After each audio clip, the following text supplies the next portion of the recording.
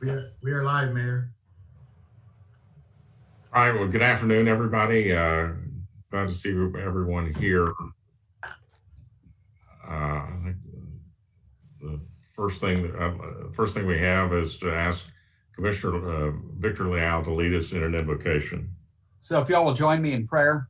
Heavenly Father, we just thank you for this day, Lord. We ask that you allow us to impart wisdom upon us to be able to conduct the matters of the city, Lord. Lord, just to continue lifting up of our employees, of people that are around us. Lord, continue to protect us from COVID, and for those that have been affected, Lord, just give them peace in their lives, allow them full healing. And for those of us who've missed somebody in our lives, Lord, just that we can continue on and that the families around can find ways to heal. Lord, we just continue to offer our day up to you. We ask that you watch over us and that you guide us. In Jesus Christ's holy name we pray. Amen. Amen. All right, well, thank you. If you'll now join me in the Pledge of Allegiance. I pledge allegiance to the flag of the United States of America and to the republic for which it stands, one nation, under God, indivisible, with liberty and justice for all. Now I'll formally call the regular meeting of the Harlingen City Commission to order. And welcome everyone. We're glad to have you all here. Welcome to those who are listening in to our virtual City Commission meeting presented by Zoom and being broadcast online through our website. We appreciate your participation and we look forward to it later in this meeting. First item on the agenda is a proclamation honoring Wreaths of America, the Wreaths of America program. And I believe, do we have Sal Carmona here with us tonight at the meeting? We do, Mayor. Gabe, you want to let Sal video come back on? Sal, and I believe there's one other member of their group. If Sal wants to introduce any other members of the group that are and organizers. Yes, I have Lenore Combs with us and her husband John. Well, welcome. Thank you all for sponsoring this event every year. It's a great event.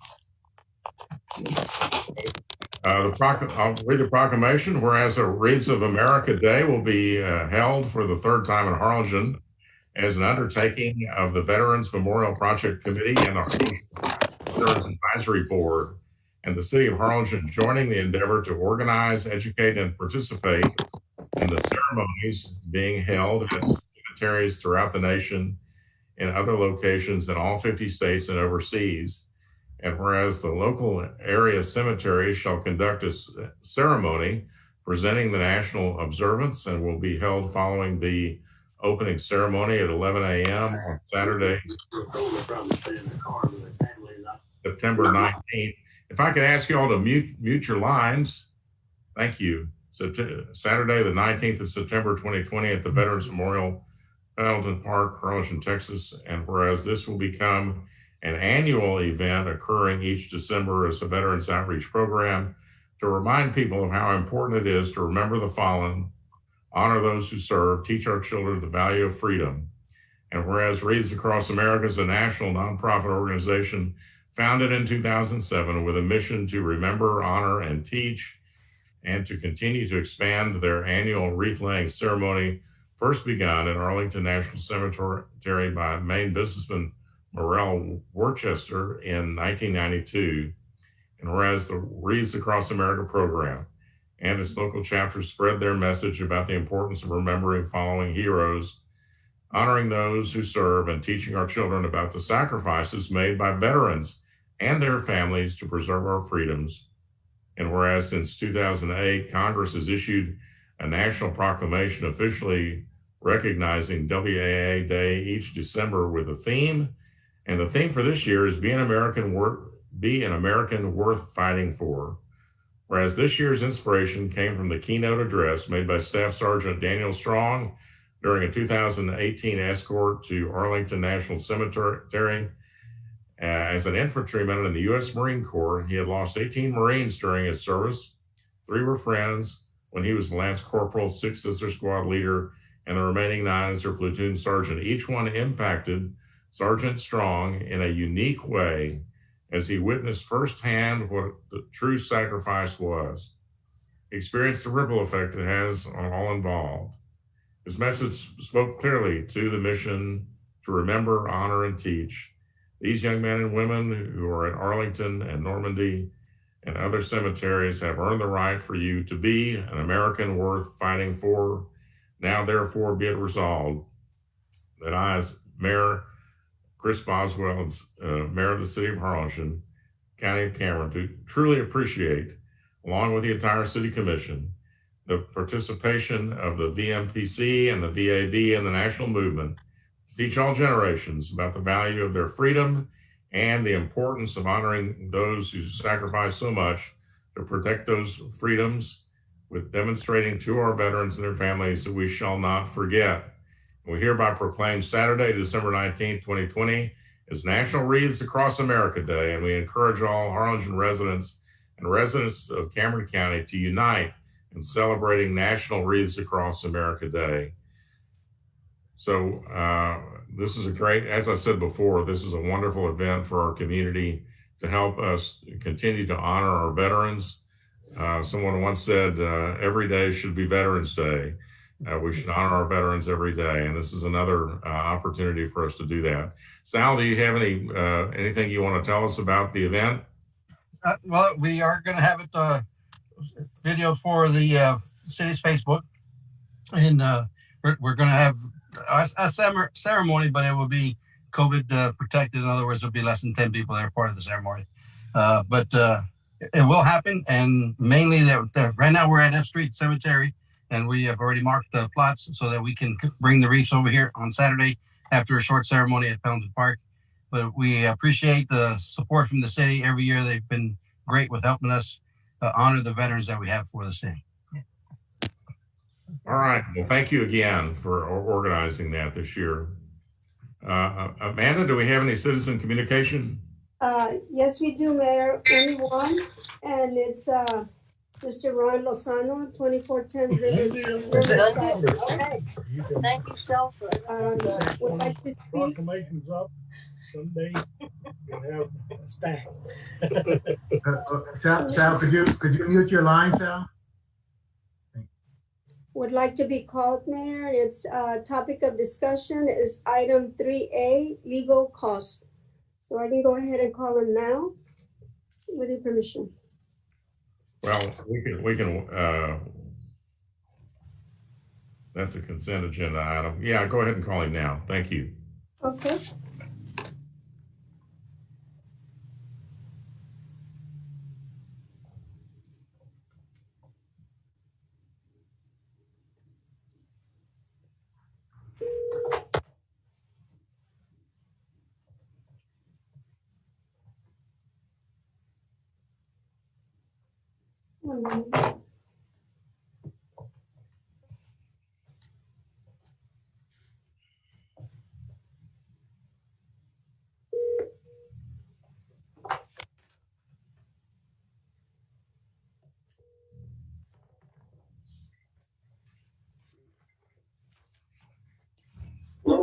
Ron, this is Amanda, Ron.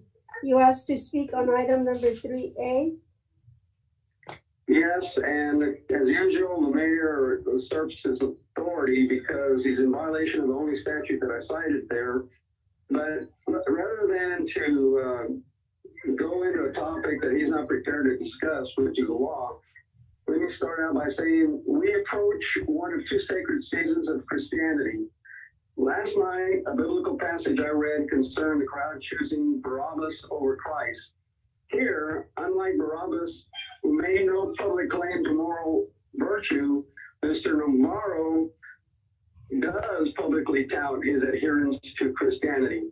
But recent Advent passages suggest we don't know when or how a thief strikes. At a meeting on September 16th, a budget was adopted by Dan RBZ, requesting over $500,000, plus another $35,000 that they foresaw for other attorneys whose help they sought, like the sign case. Now, in the span of 2 months, they have purportedly incurred a cost overrun of $126,000 and seek redress. Rob doesn't consider himself a thief, nor does Navarro. But greed is akin to cost overrun in this context. Now, if an astute person misses by 20% at the onset of the fiscal year, they'll again feed at the trough of well over $614,000 pretty soon. He plucks you of our taxes because he can. Last Friday, our nation was in peril. If you keep wasting taxpayer money, our city can crash. In a few months, Navarro will come back to a docile board seeking more largesse. Thank you. You're welcome. All right. That's it, Mayor. No more. Very good. No Thank other. you. We'll go to item 1, item 2, which is the approval of the minutes of the regular meeting of October 21st, 2020. Are there any additions or corrections to the minutes? Hearing none, is there a motion to approve the minutes? Motion. We have a motion by Commissioner De La Rosa, seconded by Commissioner Uribe. All those in favor say aye and raise your hand, please. Aye. Aye. Those opposed, like sign. Motion carries. Consent agenda items 3A and 3B. Is there a motion to adopt the consent agenda? Mayor, if I may, I'd like to see if we can take 3A out of consent agenda just for Okay. All right, we'll take, is there, on 3B, can we adopt, is there any objection to adopting 3B? Motion to approve. Second. Okay, all those in favor of approving item 3B, say aye. Aye. Aye. Those opposed, like sign. So we'll go to item 3A, consideration of possible action to approve additional funding to cover legal services costs to services rendered in fiscal year 2020. So just real quick, I noticed there wasn't much detail, but an explanation of the 126,88,84 over the budgeted amount. And it says here for extraordinary legal services rendered by the department. But I'm confused because it says it's a result of the TPIA requests and then the amount of time it takes to handle municipal court cases. So it is one overrunning the other, or I just question it because how would they deciphering the difference between the two or that combination of 126,000? And I noticed that they want to, I guess, gift us the 26,640. What does a 26,640 represent? Yep. Commissioner, Mayor, Commissioners, we have Rick Navarro. He's on the line here. There he is. Yeah. Rick, you want to touch on that, and then I can chime in as well. Sure. Commissioner, even though we work with a round number budget throughout the course of the year, we keep track through our internal timekeeping and billing system of all the areas in the city that we do legal work. Some of that is by department, and some of that is by subject matter area. So we're able to keep track of where our time goes and where the costs go. And so we've been doing that for the last 3 years, and we kind of have a sense of, where the demands are. Where the 126 that you see there, we are measuring that in fiscal year 2020 against similar costs, similar categories of legal service in prior years. And so we identified that the extraordinary level of services and the costs were identifiable to 3 primary areas. One was the municipal court was real high because the docket handling became more we weren't able to appear in court like we usually did, have people come into court and handle the dockets. We had to make adjustments to the way the dockets were being handled. We were moved over to a virtual setting, and it involved a lot more clerical and attorney work online, getting the paperwork back and forth, scheduling the hearings. And so there was just a lot more time involved in handling the docket. We did consider not having the dockets for a little while there in the summer, but it was not a good approach because the cases keep piling up. And so we worked with the court and we came up with procedures, but they're just more tedious and time consuming. So there was some additional increase in costs associated with municipal court. And the other thing we keep track of is Public Information Act requests. Ordinarily, the bulk of that work is handled by Mr. Serna's staff. They don't call us unless they think they feel that there's a legal issue or a legal question. So a lot of that work is handled by administration. The staff is, really good at knowing what is public and what isn't, but they have a pretty good sense of when there's legal questions. And there too, we had an increase and an extraordinary number of Texas Public Information Act requests, or sometimes they're called PIRs, Public Information Requests, that came through that were referred to our office for handling. And so the amount of staff time and attorney time in identifying documents, securing the documents, redacting the documents, packaging the documents for transmission to the Attorney General's office for their legal review, which is a requirement of the statute. Those efforts and the hours went up significantly this year from prior years. We had a lot more of that kind of work. And then finally, in the third category that we had is we're seeing another lawsuit that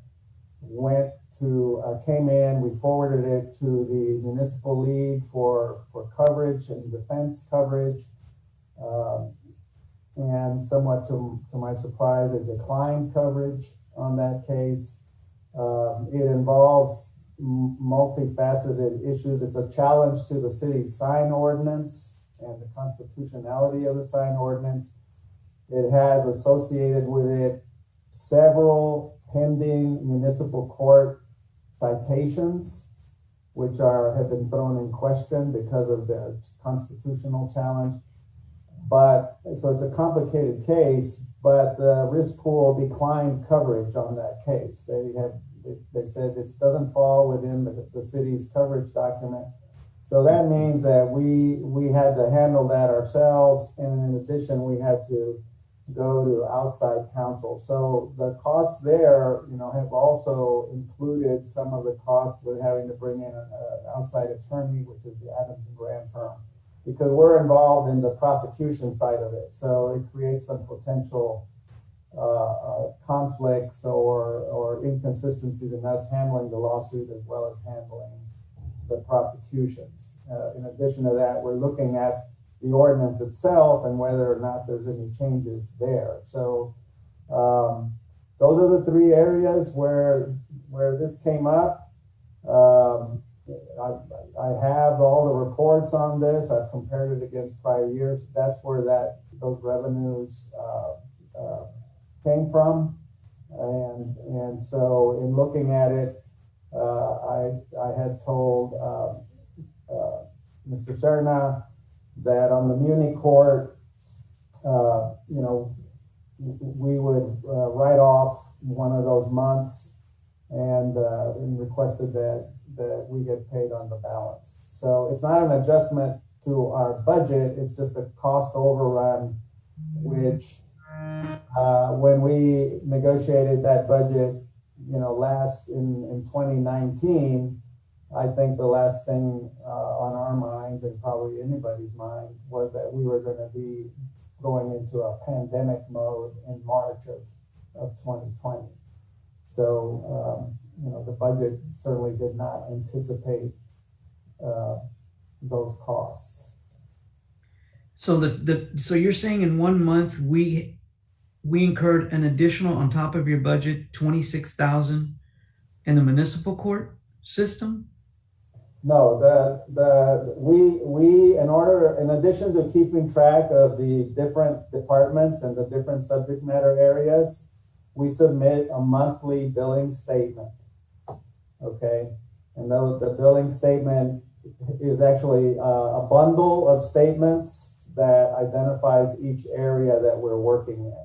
So the municipal court costs had been running about between 12 to 15,000, sometimes 16,000 a month. That's with legal support staff and prosecutors.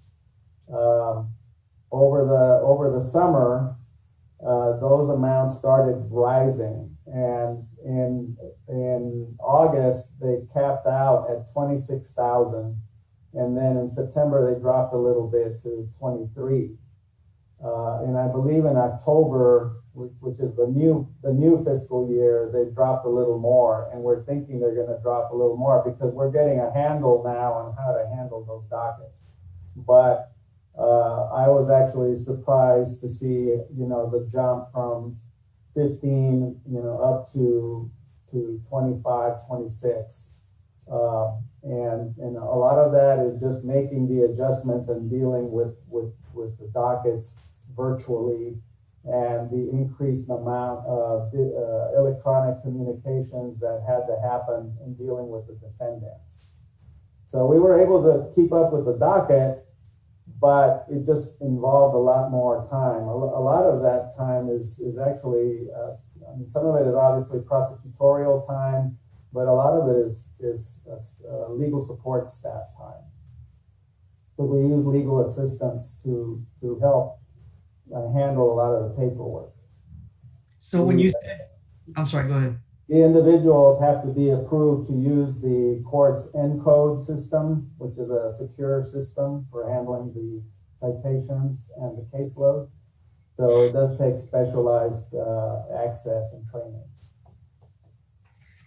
And you're saying the 126 plus, you're taking that total and comparing it to prior years, or are you going by what you all actually ran over this year or this fiscal year?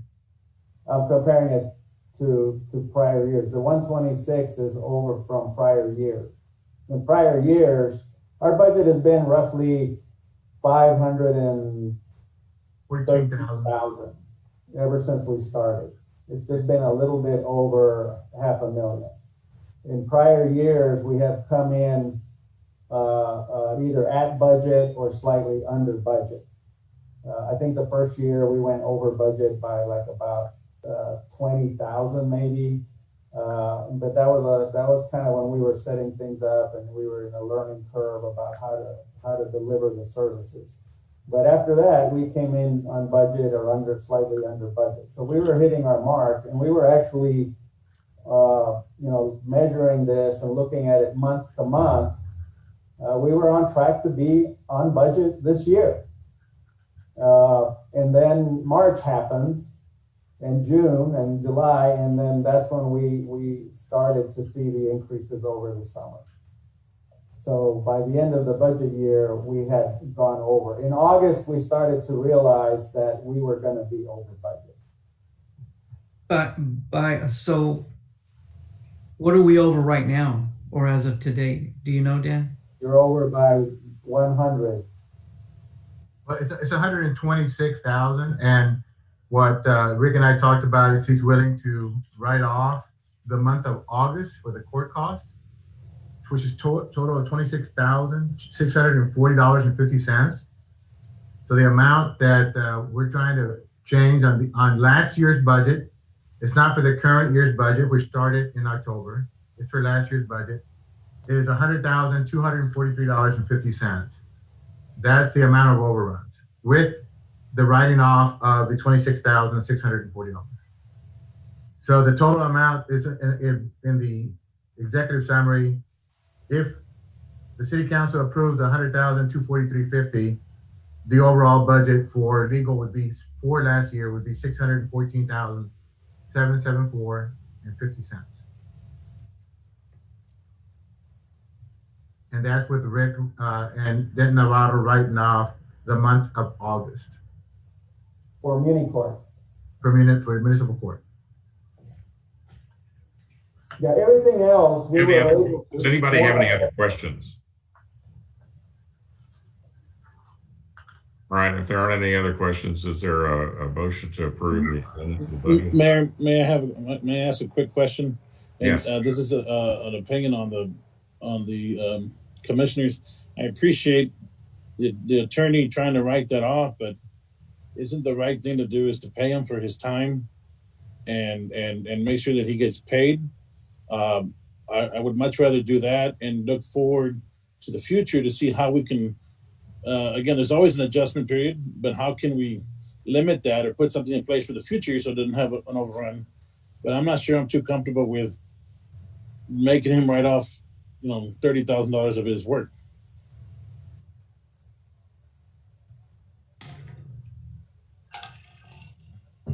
I've already written it off, sir, so I mean it's gone. I've already made the adjustment internally, So Commissioner, I know Rick appreciates that, but he's already made the adjustment internally within his system. He and I already talked about this, and I think he's fine with the $100,000. And we do have the year-end savings to cover the overage for last fiscal year, and we are monitoring it for this fiscal year as well. Okay, so yeah, my concern is going forward and how we operate that. So that's all I had to say. Thank you. Any other questions? And is there a motion to adopt the recommendation of the staff? So moved. Second. We have a second by Commissioner Leal. All those, any other discussion? All those in favor say aye and raise your hand. Aye. Those opposed, like sign. All right, motion carries. Is Commissioner Gus Reese still with us? Yes, sir, Mayor. I am here, and I read you loud and clear. All right. Well, we're going to go to we're going to take item 13 out of order. We appreciate you being here with us tonight, Commissioner, and we want to go to item 13, which is an item that you have a special interest in and have been instrumental in helping us get to this point with. And it's the consideration of possible action to approve an interlocal agreement between the City of Harlingen and Cameron County to collaborate in the road reconstruction of Garrett Road between Stewart Place Road to Palm Court. Carlos? Yes, sir, Mayor. Good afternoon. Mayor and Commissioners, the reconstruction of Garrett Road is part of the street improvement project. The current listing for the fiscal year 2020-2021. The project will provide for the widening of the road, again, like you mentioned, from Stewart Place to Palm Court Drive. The pavement will be widened to 24 to 33 feet, 33 feet at the intersections to allow for a left turn lane. Real quick, I just want to show you the cross section of the roadway itself at the intersections. The project length is approximately 1.8 miles, 9,100 linear feet. The reason behind the interlocal is that the center line of the right-of-way is, in many cases, the boundary line for the city limits. And so we've approached and we've been in discussions with Commissioner Gus Reese and members of the Cameron County, and we've drafted an interlocal which the Cameron County Commissioners Court has considered and approved back on December the 8th. The project cost is estimated to be, at this point, again, emphasis on a cost estimate, $1,015,000. I know that there's a correction from the summary on your agenda item. The agenda item listed 852,000, but the correct amount is 1,015,000. And that's the amount that the Cameron County Commissioners Court has considered.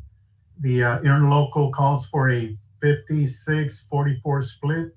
And the reason behind that is that there are certain sections in the roadway that are 100% within the city limits of Harlingen. The project will be designed in-house by our engineering department, city engineer, and with the bidding and construction management would be done in-house. At this point, staff is recommending approval of the interlocal agreement. I also want to point out, Mayor, Commissioner, that we did budget our portion of funding for this project in the current year's budget. All right. Is there a motion to approve the interlocal agreement? So moved. Second. A motion by Commissioner Leal and seconded by Commissioner De La Rosa. Is any discussion? I'd just like to thank the Commissioner Wreaths for his help in this project. I remember far back when Victor started working on that project in his district, and it's just really great for the Cameron County to come and help out and partnership up with that much needed improvement. So and that's a real ditto. I mean, I just want to thank Gus for allowing us the opportunity to be able to partner up and get this street redone. I just have a real quick question, Carlos. We're going to be going at, you said 24, then to 33. The current part of Garrett that's within the city limits is already at that 24. Is that not correct? On the opposite side, on the east side of Palm Court? Yes, sir. It's at 20. Actually, it's at 22 to 24 feet between Dixieland and Palm Court. So anybody driving wanting to understand how wide it really is, they can travel that section and they'll know how much wider the new section is going to be. Correct. Thank you, Gus. All right, Commissioner Reese, as our county commissioner, as a former member of this body, would you like to say anything? Absolutely, Mayor. Thank y'all. As y'all know, I'm Gus Reese, your county commissioner in this area. I want to thank the mayor and the commission for allowing me to be here once again in this different capacity. I know Commissioner Leal and I have been discussing this project for probably a couple of years, and now it has come to fruition. The Cameron County judge is very excited about this project because not only is it going to help drainage, it's going to help the road conditions, it's going to help public safety in the area, and on our portion, at least, on the monies coming from the county side, it is at no cost to the Cameron County taxpayer, as we were able to receive these monies through a road use agreement that the county was able to negotiate on a different project. So this is a win-win project for both the city of Harlingen and the Cameron County residents. And so this project is going to be able to provide a good avenue for people that go to Stewart Place Elementary, Vela Middle School, and Harlingen South. So Mayor and Commissioners, thank y'all for your consideration, and we look forward to working together on future projects. All right, well, Commissioner, I just want to express my appreciation as well to you and to the county judge and to the Commissioner's Court for working together, partnering with us on this important project. And thank you to Commissioner Leal for championing this on our side, and the staff for getting us to this point. It's an important project, and just goes to show that we really can get a lot done when we work together, and we're doing that. And there are lots more things that we can work together on, Arthur, Commissioner Ruiz. So we're going to continue to do that. All right, any other discussion? Hearing none, all those in favor say aye, and raise your hand, please. Aye. Aye. Aye. So any other of those opposed say aye. The motion carries unanimously. So again, Commissioner Reese and everybody here, thank you for getting this project off the ground. Thank you, Mayor. Thank you, Commissioners, and thank you to your City Manager, Dan Sedina. Thank you. All right, so we go back up to the top of the agenda, which is item 4, presentation of the Finance Director regarding the City of Harlingen's financial condition for fiscal year 2019-20 unaudited. Good evening, Mayor. Good evening, Mayor, City Commissioners, and staff. I'd like to, since it's been a while since I presented financial information, I'd like to do a recap of the prior year financial report and the first 2 months of this year. So I'd like to start with October and November of the current year. Share my screen. You want to share your screen, Robert? Yes, sir.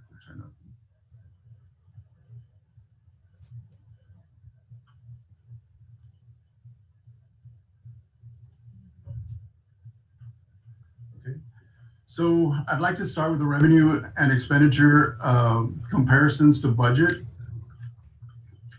I've laid out the first 2 months of the year for October and November as a comparison. So at the end of November, we should be at 17% of our budget lapsed. So on the right-hand side, we see that for the most part, we're right at that budget, and in total we're at 15.37%. I'd like to go one by one. For the 14.78 for property taxes, for the beginning of the year, we don't collect that many property taxes until like around December, January, and February. Those are our heavy tax collection months. For sales tax, for the month of October, we did pretty good on the collections. For October, we did about 5.89%, and for November, we did 16.27%. So this percentage is up a little bit. Franchise tax is not quite at the 17% because some of the franchise tax collections we do quarterly, such as Spectrum or AEP. Other taxes we collect during the year, those include like bingo and those are bingo and liquor taxes. For licenses and permits, though, that line item, we've exceeded the 17% by 21%, or we're at 21%, and that's due to sewer taps and business permits. So those have been up about 21% and 29% respectively. Municipal court, that's down because we are not having face-to-face courts right now. We're only doing virtual courts, so that's a little bit more tedious, and we don't collect that much revenue on there. Fines and forfeitures of other, that's slightly up. That's library and residential alarm calls. Charges for services are slightly down. Miscellaneous is down, and other financing sources is slightly down. But in total, for the months of October and November in revenues, we're about at 15.37%. If we move on to the expenditures for October and November, we see that we're almost on point at the 17% at the majority of these line items. We are a little bit down on personnel and benefits. Supplies in general, we're a little bit down, but for the most part, services general, services, charges, maintenance, those are right on point. For improvement streets, this is a 99.9%, but this is for a crack sealer that we rent for 3 months at the beginning of the year, and then that project is over. We do have some transfers that we did at the beginning of the year. That's where we've already taken up that budget. So those are the first 2 months of this year. I'd like to do a recap of last year since we are going through our audit and we do have preliminary numbers. These are all of the funds of the city, including the general fund, special revenue funds, enterprise funds, and internal service funds. So we began the year with $51,211,000, $21,789,000 is in the general fund. We had revenues of $56 million, expenditures of $51 million, and we ended the year with an increase of $5 million, which is $25,953,000 at year-end fund balance. So this balance does include funding for the CARES Act. If you remember, we got approximately $3.7 million in CARES funding, and the way we spent it, was in 2020. So even though our reimbursements were in October, November of this year, we did have to accrue those into the last year. So that increased our fund balance because of this CARES Act reimbursement. Special revenues went from 7.9 million to 11 million, so that was a 3 million increase. We had 15.8 million in revenues, 12.7 in expenditures. Enterprise funds went from 12.9 million to 13 million. That was not much of a change there. Internal service funds went from 9.4 million to 9.1 million. That was a small decrease. I did a comparison of last year's budgeted revenues to the actual revenues compared to budget. And so these are the percent of budget that we used up in the previous year. And I also included a column for 2019 for comparison. So the 6,861,000 increase, of course, that includes the 3 million that was not budgeted because we only budgeted 751,000 for the 20% advance of the coronavirus relief funds. The way the coronavirus relief reimbursements were going towards the end of the year, we were not able to do a budget amendment or a budget amendment at the end of the year to budget for this 3.6 million because we weren't sure if we were going to realize that revenue, by the end of the year. So we did end up getting it in October, November, and accounting standards require that we report that back. So a lot of that increase is due to the coronavirus relief funding that we have received. For personnel services, there's a budget to actual comparison. We were at about 96.98%. We were just below our budget. And I also included a 2019 for comparison. This is a slide that compares all of the special revenue funds, 7.9 million beginning fund balance and ending with 11,041,041. And this is a detail of all of the special revenue funds. These are the enterprise funds, which include the Municipal Auditorium Sanitation Fund, Arts and Heritage Museum, Municipal Golf Course. And we went from 12.9 million beginning fund balance to 13.1 million. Our internal service funds, which include the motor vehicle warehouse and the health insurance. The beginning fund balance was 9,474,000, and we ended with 9,191,000. And that's just a brief recap. We are still going through our audit process, but we are in the process of preparing the CAFR, the Comprehensive Annual Financial Report, in-house to be audited by external auditors. So for the first 2 months of the year, Mayor, Commissioners, we're slightly under the 17% where we should be, but we're also slightly under on expenditures in comparison. So they're right in line with each other. And the payments on property taxes, those typically start coming in towards the end of December, January, and February. So that's when we'll get the bulk of that. So that number will remain low until that time. But we don't have any concerns at this point, and we continue to monitor the sales tax reports every month. So. Thank you, Dan. And yes, we are on point with our budget, and we are grateful that we are receiving our coronavirus relief reimbursements. So and that concludes the financial report. Okay, and this is just a report, but does anybody have any questions?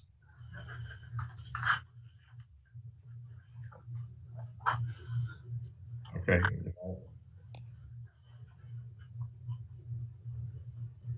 And if there are no questions, I'm going to go on to the next item, which is item number 5, consideration of possible action to approve an ordinance on first reading to amend the City of Harlingen's budget for fiscal year 2020-2021.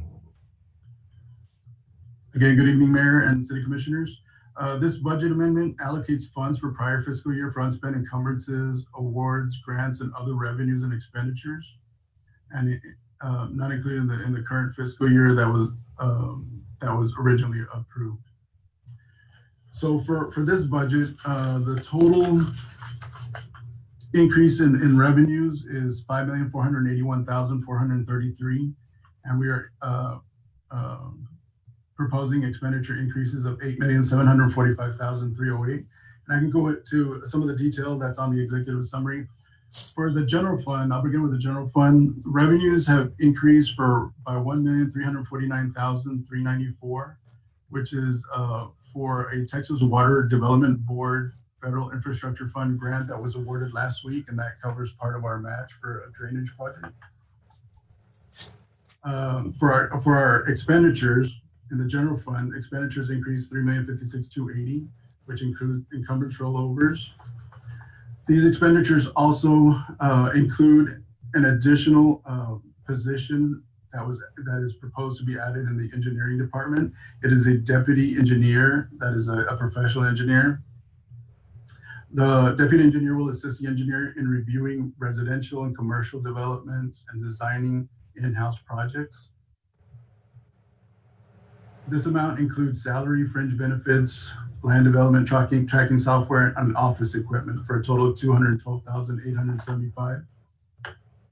The expenditures also include $650,000 for a fire pumper truck, a Pierce 1500 GPM fire pumper truck.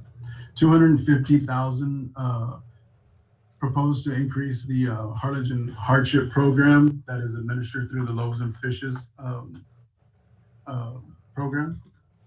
Robert, if I can, on the $250,000, Mayor and Commissioners, the Harlingen hardship program administered by Loaves and Fishes, they are down to about $10,000 of the initial allocation.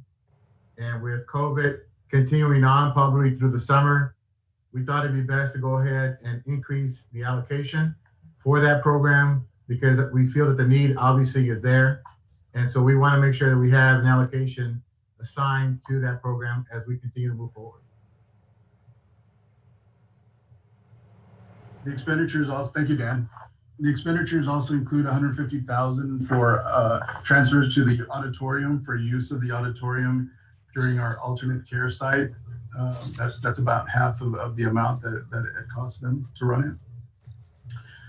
$623,000, which is a 10% match for flood protection planning study, and that's a Texas Water Development Board Federal Infrastructure Fund 10%, 90%, 10% grant.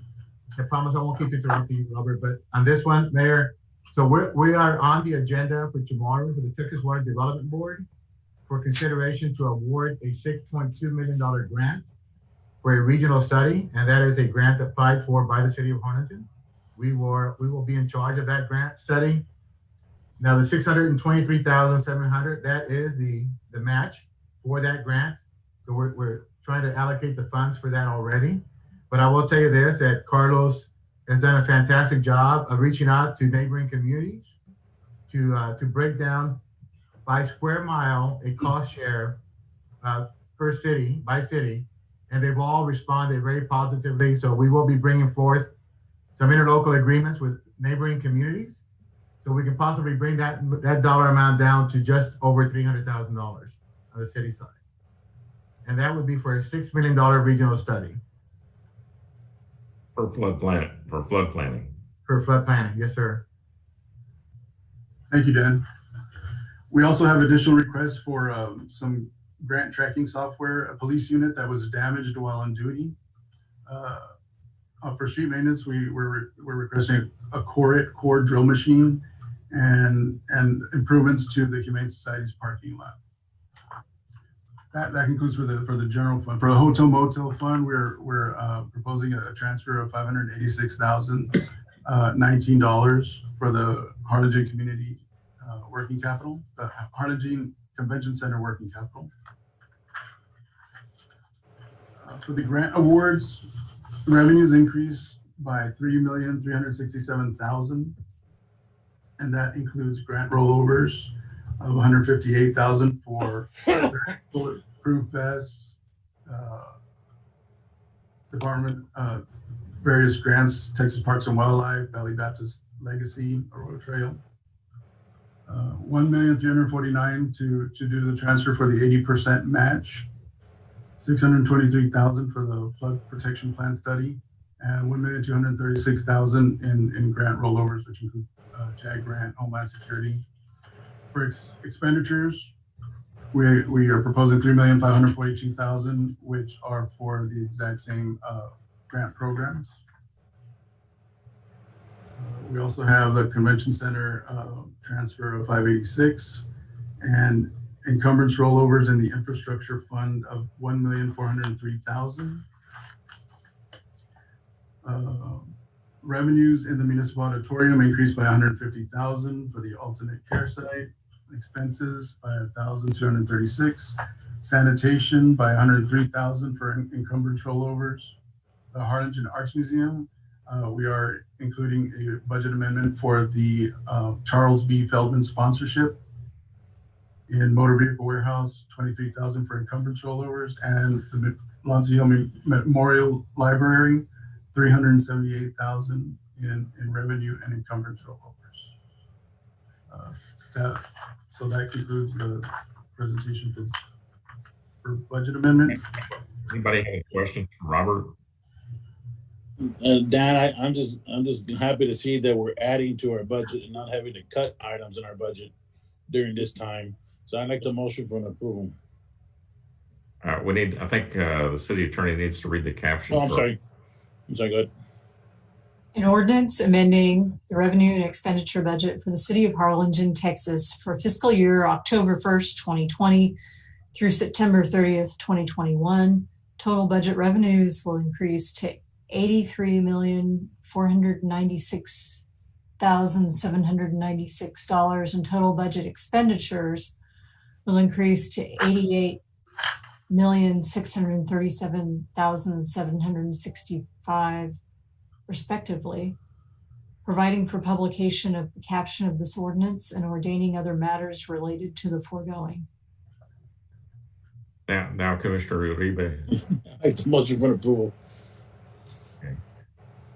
Is there a second? Second. Yeah, Frank got it. Frank had it. Commissioner Puente signaled that. Any discussion?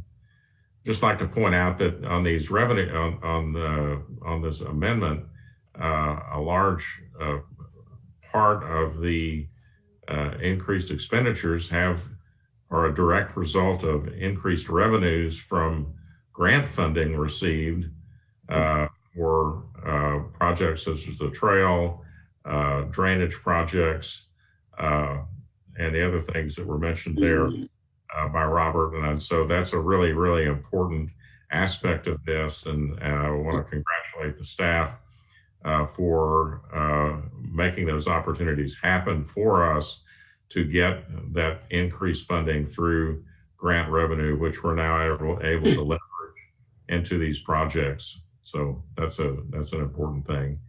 Any other discussion? All those in favor say aye. Aye. Those opposed, like sign. Motion carries.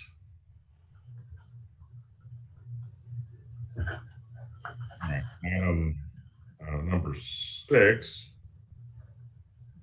is a presentation by the Finance Director regarding the CARES Act funding status report. Robert? Thank you, Mayor. This will be a brief presentation of the status of our coronavirus relief funding. I'll share the screen.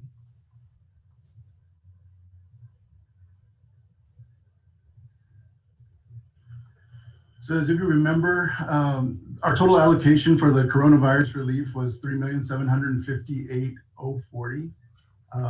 To date, I'm happy to report that we have actually been paid $3,294,446,000 of that allocation. So we're still pending 2 reimbursements that total $463,000.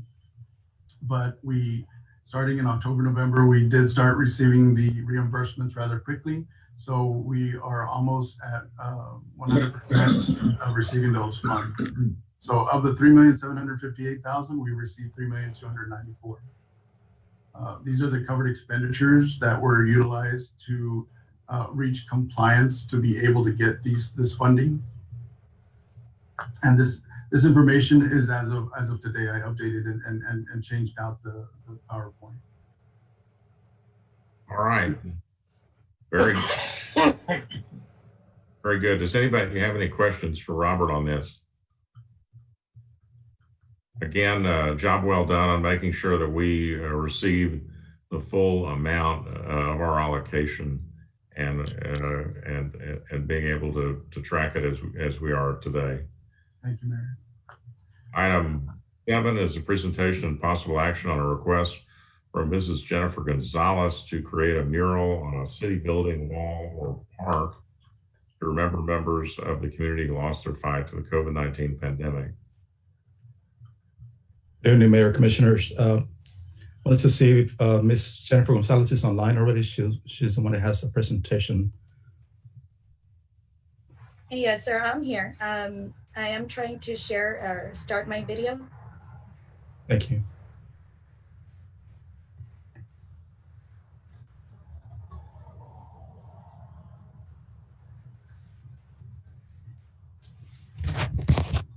Okay, here we go. I apologize about that. Hi, so first off, I'd like to take this time to introduce myself. My name is Jennifer Gonzalez, and I did lose my father to COVID on August the 2nd.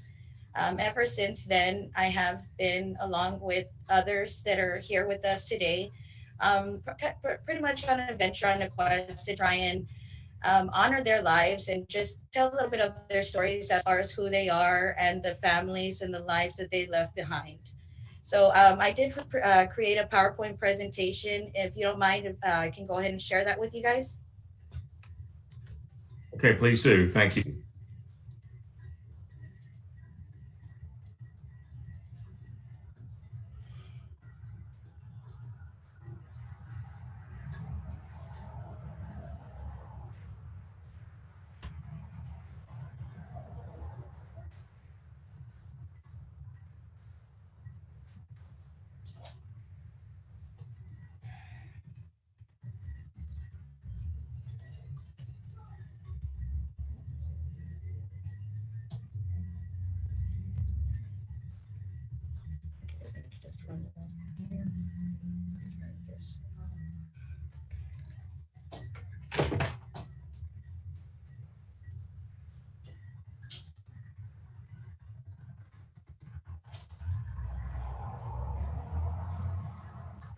Okay, so this PowerPoint is called My COVID Experience by me, Jennifer Gonzalez.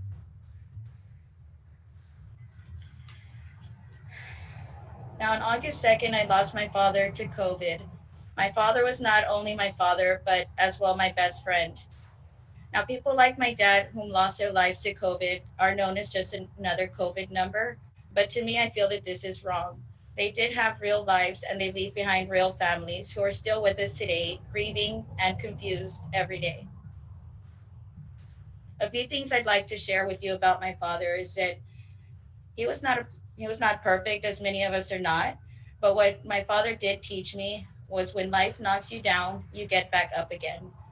My father had many obstacles in his life that he needed to overcome before he was able to reach a place of peace and serenity within himself. But I am happy to know that he accomplished just that. My father was a prayer warrior at his church and devoted his every moment for the last 2 years of his life to fulfilling the Lord's wishes. At times, I don't understand why all of this is happening to us and my family, but then I think, are we ever really meant to understand fate? Here are a couple of pictures of my dad, and I just wanted to share that, my dad was always with a smile on his face, and he was always happy to be with his grandchildren. They created a nickname. They called him Pops, as did all of the boys within our community here in youth sports. I wanted to share this here. This here that you see is a pair of boxing trunks worn by a boy named Reggie. So Reggie is a young up-and-coming boxer here in our community who leads a promising future in boxing. He looked to my father for guidance before each fight. So basically before every fight, he would call my dad, and my dad would lead him in prayer and, wish him the best. So with these shorts, what you see there, it's a little tribute that he paid to my father, David Gonzalez Sr. Unfortunately, we do feel that this terrible experience was preventable. Here I share with you a chart. This was actually created not by myself, but by an individual that's on today, Rose Rangel. Ms. Gonzalez? Yes. Ms. Gonzalez? Yes, sir. This is Mayor Boswell. And I'll ask the attorney for some guidance here, but the topic that we're on, because we have rules about what we can discuss, the topic that we're on is, I thought, a park proposal. And a memorial to honor those who have died. Going too far away from where you want to put the memorial and what you want the memorial to consist of. We might be violating the Open Meetings Act, because these other things are not what's on the agenda. Is that right, Council? You know, a little background is fine to relay the artist's, I guess, motivations behind her mural or her artwork. But I do think, yeah, we should probably circle back and come to focus on the agenda item at hand. You know, a little backstory for some motivation and some reason behind what's happening is fine. But we should probably go ahead and start focusing on the artwork itself. Well, see, that's the thing, is that our purpose is to, prove a point as to why they deserve the mural. And that's what I thought. That's what I believe that that was what our intentions were. And that's what I believe that we were coming into this meeting for. So I'm just right. And that's, yeah, so I think we're all very familiar with the tragedy that has beset all of us here, and we're certainly sorry for your personal loss. Many of us have experienced personal losses as a result of COVID-19. So we're certainly, I think, interested in hearing what your proposal is about the placement of the memorial and what it would consist of. What we've looked into is Liberty Gardens Park to have, I did submit there with the proposal, the initial proposal, there are some pictures of possibilities as far as what I've seen, that we can have some plaques made as, remembrance, also benches. I did submit the pictures there in the proposal itself. Gabe, can you chime in here, Gabe or Josh? Yes. What we had, excuse me, Josh, what we had talked about was either having a mural or benches at our various parks. And I think if we are going to have a mural set someplace, we would need to see some sort of mock-up of the mural, what it's going to look like before. So that's one option. But what we would prefer is if we could give you options on a type of bench that perhaps we could have at our park with somebody's nameplate that would donate it to us, and have that placed throughout the park in memory of any of the victims of COVID. So we think that those might be two options that the city can pursue. But I think at this point, we just want to present a concept and not really have any action. Just get some guidance from the commissioners to what we should pursue with this particular individual. I think the idea of possibly donating benches that could be placed throughout our walking trails with memorial plaques placed on them that can be donated by individual families to the city. The city could create the foundations to set the benches on around the trails. That is, I think, a very good option because it gets people outdoors, and also the benches could be concrete benches that could last a very long time and be there for in the future. We could bring back a couple of options for the city council. That's what my intent was to bring back options for the city commission's consideration with staff. Staff will go back and work with Ms. Gonzalez to develop those options and bring it back for a formal consideration.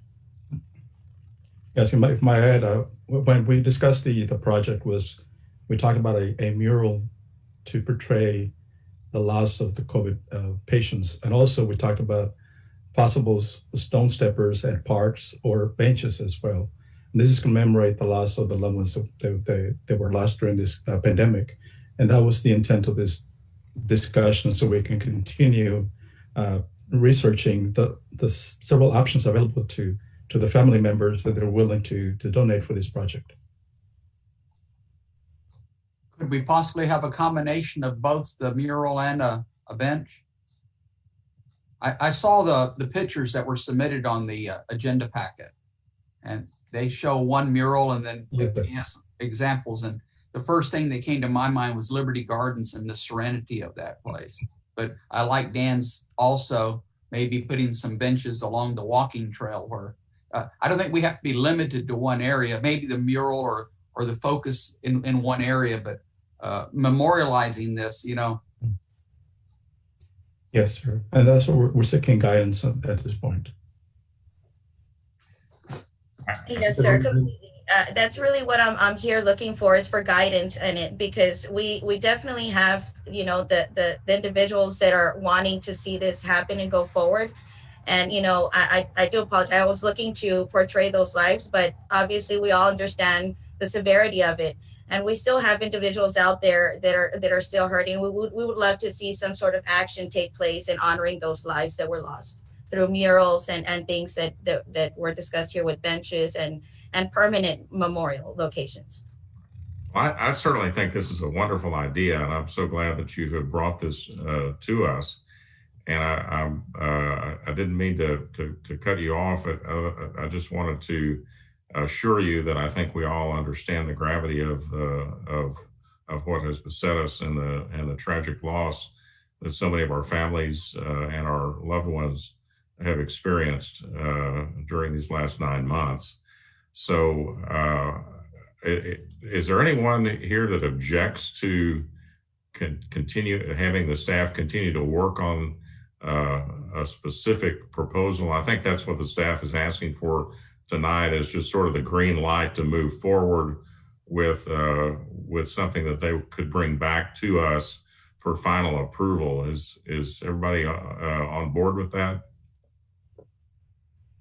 Okay, not hearing any objections to it, then Ms. Gonzalez, again, I want to express my deep appreciation to you and those of you, those who you are working with to bring this to our attention, to bring this idea. I think, this is an event that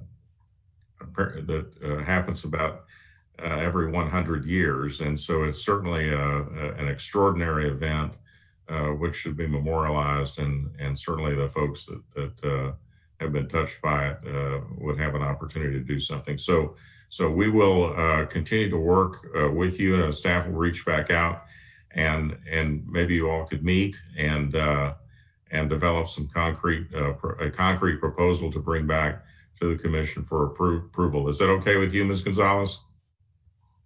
Yes, sir. So are you looking for exact numbers that way I know that I'm absolutely prepared for the next meeting? Because what we're looking for is benches, the name plaques, and I did see here Liberty Gardens, if that would be a perfect location for it. As far as a mural, I don't know. I've gone around the town, I've looked, but to say that I see anything that would be, on the level that, that we were impacted by this COVID experience, I don't see that.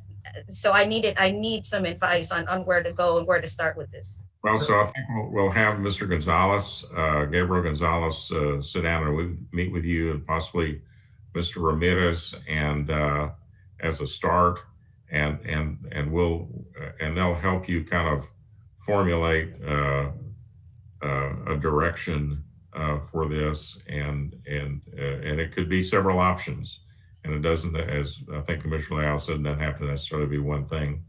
But we'll start that process with you, and we'll bring that back with something that's a little. I think the commission's definitely interested. So that's what we'll do, and Gabriel Gonzalez will get with you soon. Okay. All righty, well, definitely appreciate your time. Okay, thank you. Thank you very much. Item 7, presentation of possible action. Item 8, consideration of possible action to approve an ordinance on first reading, amending Chapter 36 of the Harlingen Code of Ordinances, establishing rules for Hugh Ramsey Nature Park and the Thicket. Yes, good evening, Mayor, City Commission. We're bringing this to you all. Really, the main purpose, original purpose, was to change the hours of operation for Hugh Ramsey. We didn't have any ordinance for the thicket, so we wanted to add that or include it in this amendment. But since when we were working on the changes, we wanted to add some other additional amendments or additions to it, which is restricting people from harassing the wildlife, removing any vegetation from the site, restricting people from having glass containers, restricting the consuming of alcohol, and then of course having motorized vehicles on the trail. We also added requiring dogs to be on a leash. But we've taken this ordinance, draft ordinances to the Park Advisory Board. The board has made a recommendation also to present it to y'all, and staff also recommends approval of the ordinance. All right, could we ask the city attorney to read the caption, please? An ordinance of the City of Harlingen, Texas, amending Chapter 36 of the Harlingen Code of Ordinances by adding Division 3, Hugh Ramsey Nature Park and Harlingen Thicket, providing a penalty not to exceed $200 for violation of the provisions hereof, directing the posting of signs at Ramsey Nature Park and the Thicket for notice of the provisions herein, providing for publication, and ordaining other matters pertaining to the foregoing. Motion to approve. Second. And before we vote, may I say something? Yeah, sure. Discussion. So I'm going to thank you, Javier. A month or so, I got a letter from a concerned citizen about the park and about dogs and everything that Javier mentioned. So I just want to say thank you for following up and putting teeth into this to help that citizen and all of us. I appreciate it. You're welcome. Thank you. All right. Thank you, Commissioner.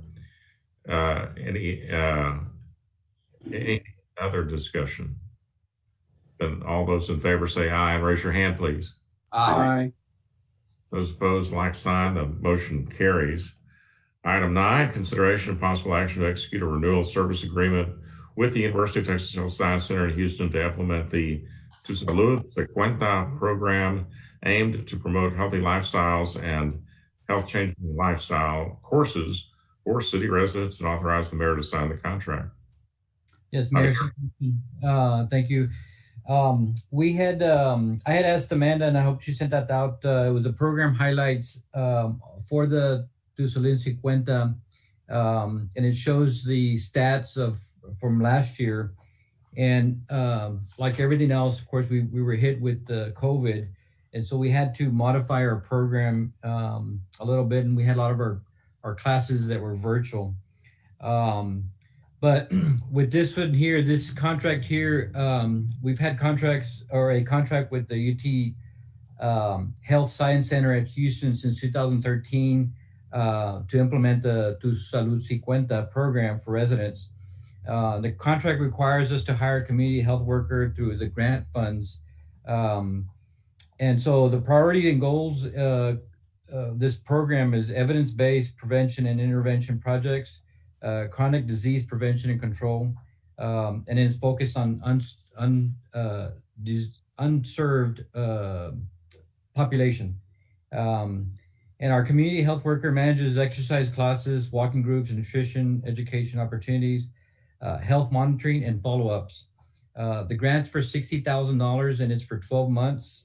And staff recommends approval. I know that Dr. Reininger, I think she's still present on the meeting.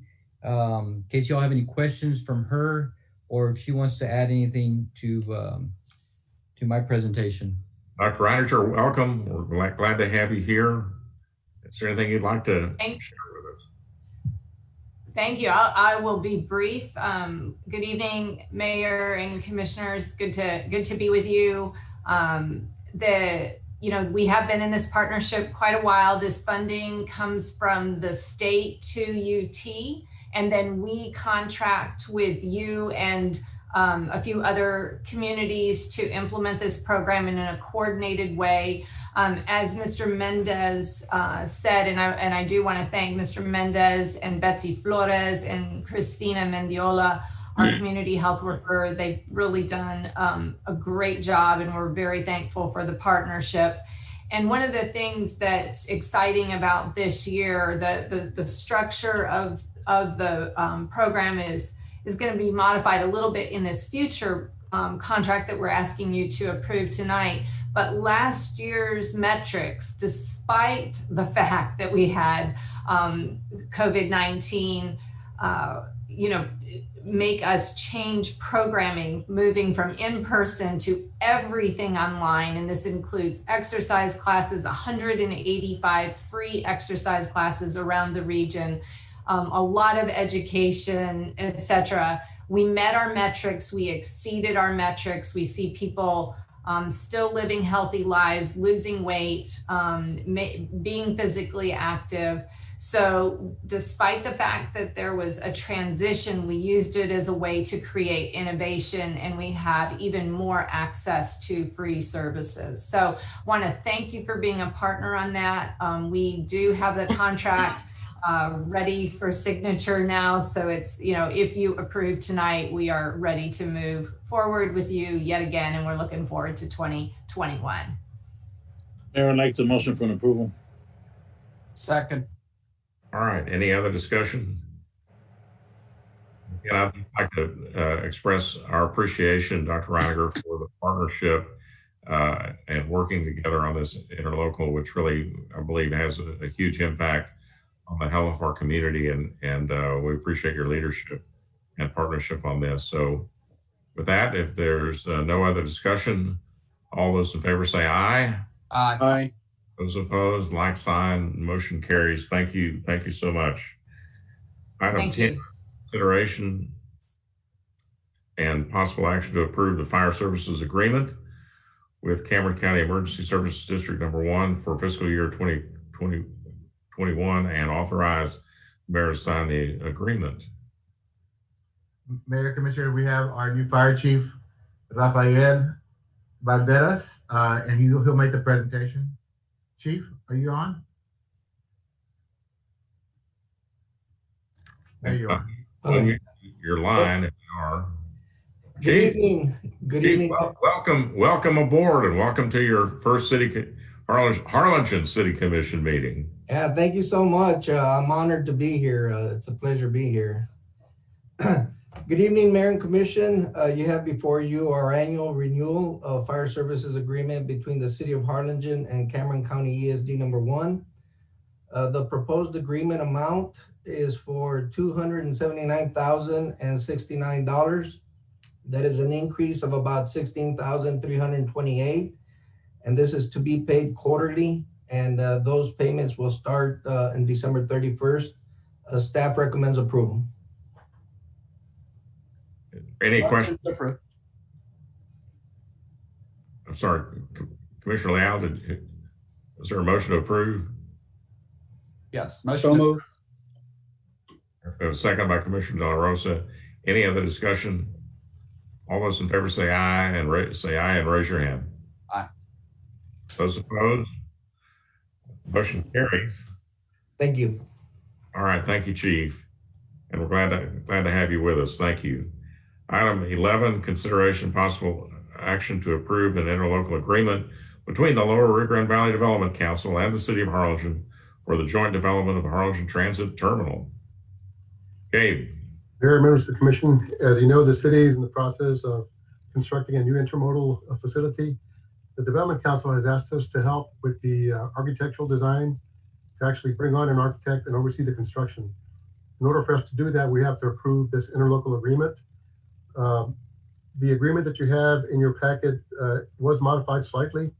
The city attorney has looked at the revisions and has approved them. So we're going to ask that you approve The most recent one that was approved by the city attorney. One major change, though, was on page 3 of the agreement. They had asked for $240,000 in operational costs to cover a 2-year period. We were able to get that down to $150,000, so there's some cost savings to us. So with that, we're recommending approval of the agreement of the interlocal with the Development Council. Is there a motion to approve the agreement? So moved. Second. We have a motion and a second by Commissioner Leal. Is there any discussion or any questions? Hearing none, is there all those in favor say aye, and please raise your hand. Aye. Aye. Any opposed? Motion carries. This is an exciting project for the city, and I'm glad to see that we're finally really, we've been working on it for a long time, and now to be able to get down to architectural drawings, that's exciting. All right. Item 12 is the consideration of possible action to extend the COVID-19 Financial Hardship Assistance Program an additional $250,000 toward the program. Gabe? Mayor, members of the commission, city manager and the finance director touched on this briefly at the presentation on the CARES Act funding. As you know, we did establish a financial hardship assistance program that was funded through the CARES Act. Due to federal guidelines, that program will actually cease on December 30th of this year. As city manager mentioned, there's still a need. We see a need throughout the next year, so we're asking that you allocate an initial $200,000 towards this program, with the city manager having the option to go up to an additional $50,000 and extend the program from January 1st of 2021 through June 2021. So this agreement will extend the contract with Loaves and Fishes, and also amend the guidelines and the program forms to carry us through June of next year. I'll be happy to answer any questions if you have any. And this will not be covered by the CARES? No, sir. This would be funded through the CARES Act reimbursements that we've received. But it will not be reimbursable unless there's new legislation that will allow that. But for now, there isn't any, so it would be on our own. Right. We could go back and recoup it if all the qualifications met and they extend the program? Yeah, so bear in mind that we did receive the $3.2 million already in CARES funds. They are accounted for in the general fund. The budget amendment that the city council approved earlier included that amount in addition to the $250,000 that we're asking for this program already. Okay, so we've already accounted for that. We already accounted for it. Yes, Got it. Got it. That's what I wanted to be clear. Okay. Yeah. So we're good. We're good. Once you all vote on it, we'll be good. Is there a motion to approve the extension? So moved. Is there a second? We have a second by Commissioner Puente. Second. All those, any other discussion? All those in favor say aye and raise your hand, please. Aye. Aye. Those opposed, motion carries unanimously. Community, our city can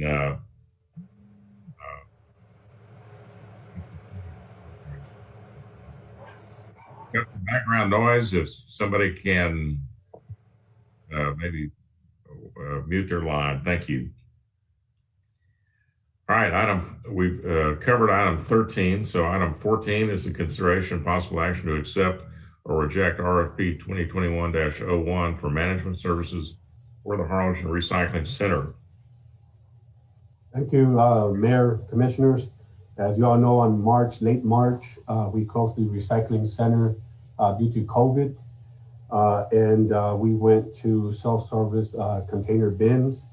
And then sometime, or the first meeting of July, the City Commission approved an action plan to seek for proposals from the private industry to manage the operations of the recycling center. Excuse me, on September 8th of this year, the RFPs went out. We had some interest, about 4 or 5 people called in. We had a meeting to discuss answering questions. The bid opening was held on September 23rd. Unfortunately, we had no bidders at that time. We continued to ask questions to see how we could do what is it that they were looking for, how we could modify. They did. We took their feedback. We removed some components that they felt wasn't in their best interest. So we went out for bids again on November 3rd. The bids were open on November 18th. We had one bidder, Corporate Waste Solutions out of Katy, Texas. Unfortunately, they did not meet the parameters that we had set. They came in with a different kind of proposal. At this time, we feel that this proposal is not in the best interest of the city for the following reasons. The respondent requires a payment to operate the recycling center higher cost than what the sanitation had it for. They had initially proposed $639,603 per year. They came back with a revised after we met with them, and they lowered it to $469,455, which is still over what we used to do before. In addition, that's less of the services that we used to provide. In addition to that, they required for the city to transport any generated trash. They also required for us to, they wanted to use the facility at absolutely no cost. They wanted us to be responsible for the maintenance and facility of the equipment. And they did not address how they were going to be using the revenues in their proposal. For those reasons, we are recommending that we reject the RFP submitted by Management Services. I'll make that motion, Mayor. Is there a second? Second. Second by Commissioner De La Rosa. Any discussion? All those in favor say aye. Aye. Those opposed, the motion carries. The proposal is rejected. Item 15, board appointments. Are there any board appointments? I have none, sir. Okay. Hearing no board appointments, that concludes our agenda for the evening. And as I should have said at the beginning of the meeting, I just want to wish everybody a Merry Christmas.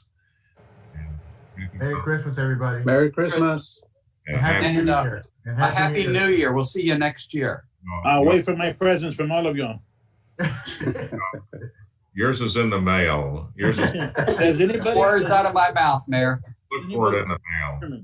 All right. Nobody gets my measurements. All right. Good night, everybody. Be safe. Good night. God bless everybody.